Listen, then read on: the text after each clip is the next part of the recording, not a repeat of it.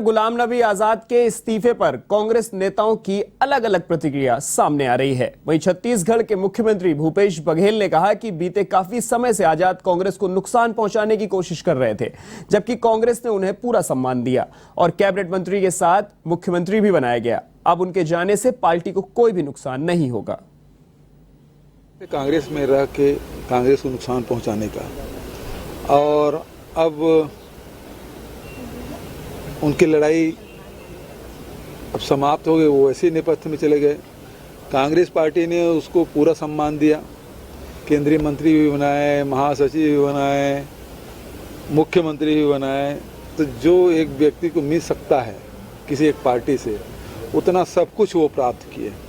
उसके बाद आप पार्टी की सेवा करने के बजाय उसको जिम्मेदारी भी दी गई।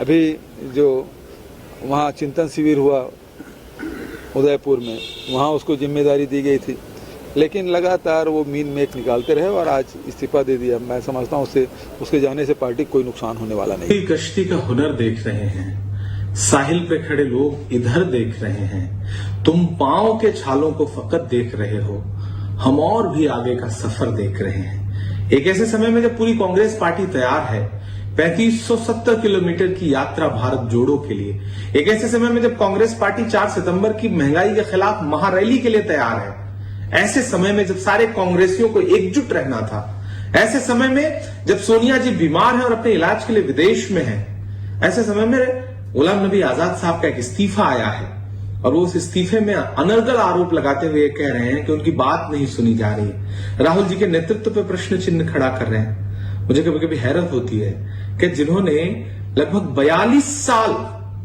सत्ता के केंद्र में खुद को रखा, जो लोकसभा के सांसद रहे, जो 5 बार राज्यसभा के सांसद रहे, जो मुख्यमंत्री रहे, जो महासचिव रहे, जो उत्तर प्रदेश समेत कई सारे बड़े राज्यों के प्रभारी रहे, वो आज ये कह रहे हैं कि उनकी बात नहीं सुनी जा रही।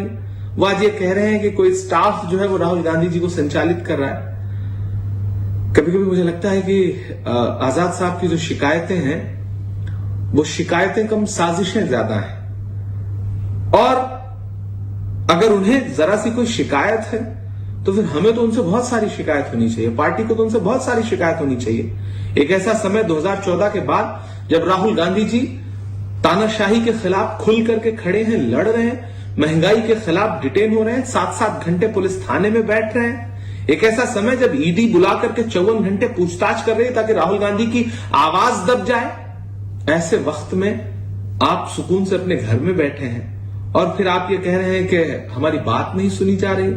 आप नजीब के मुद्दे पर नहीं बोले, आप तबरेज अंसारी के लिए नहीं बोले, आप हाफिज जुनैद की लिंचिंग पर नहीं बोले, और तो और जब राहुल गांधी समेत, प्रियंका जी समेत पूरी पार्टी भारत की एक बेटी बिल्किस के बलात्कारियों की रिहाई के बाद आवाज बुलंद कर रही है, तो आप न तो बिल्किस के लिए एक शब्द बोलते हैं, ट्वीट तक नहीं करते, और फिर आप कहते हैं कि आपकी बात नहीं सुनी जा रही है।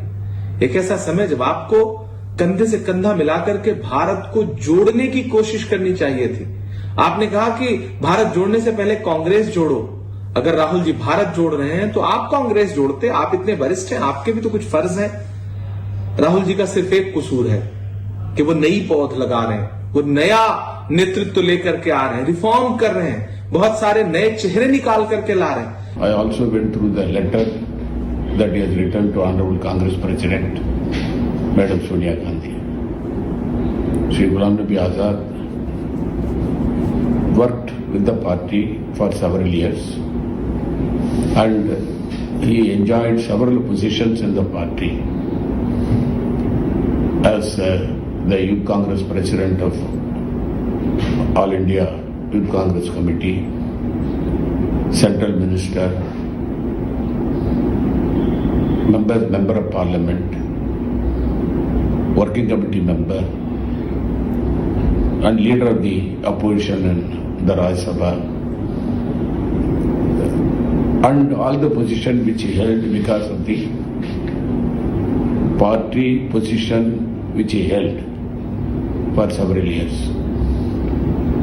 Now this is a time where all the congressmen have to show the unity to dislodge the anti-people government of Sri Narendra Modi. When the whole country, all the congressmen, right from the Congress worker to Congress leader of the country, have been preparing for Bharat Jodo Yatra, which is being headed by Sri Rahul Gandhi, our leader. This is a time that he has to support the party for the purpose of strengthening the organization at all levels. After enjoying all the powers when he was a minister, when he was a member of parliament, आज गुलाम नबी आजाद जी ने Congress party की सदस्यता से अपना इस्तीफा दिया है।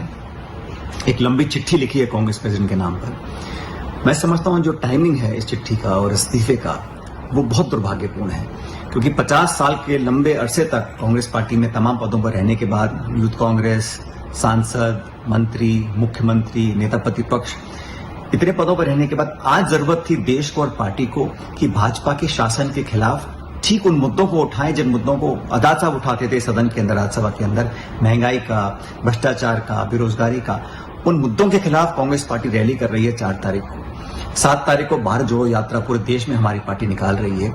ये समय था संघर्ष का, सच्चाई को रखने का और भाजपा का सामना करने का। ऐसे समय पर पार्टी छोड़ देना और जो तमाम बातें उस चिट्ठी में लिखी गई हैं उस सच्चाई से बहुत परे हैं। आज जरूरत है लोगों को मिलकर काम करने की, चाहे वो अनुभवी हैं, चाहे वो युवा हैं। कांग्रेस पार्टी एक जिम्मेदार विपक्ष की पार्टी है और सत्ता में रहते वक्त बहुत पदों पर हम आसीन रहे, लेकिन आज जरूरत इस बात की है कि हम मिलकर संघर्ष करते, सामना करते, बजाय उसके आजाद साहब ने आज पार्टी छोड़ी है और मैं समझता हूं कहीं ना कहीं अपनी जिम्मेदारी से पीछे हटे हैं। लेकिन कांग्रेस पार्टी और तमाम कार्यकर्ता एकजुट रहेंगे, संघर्ष करते रहेंगे और भाजपा के कुशासन के खिलाफ हम लोग अपनी आवाज बुलंद करते रहेंगे।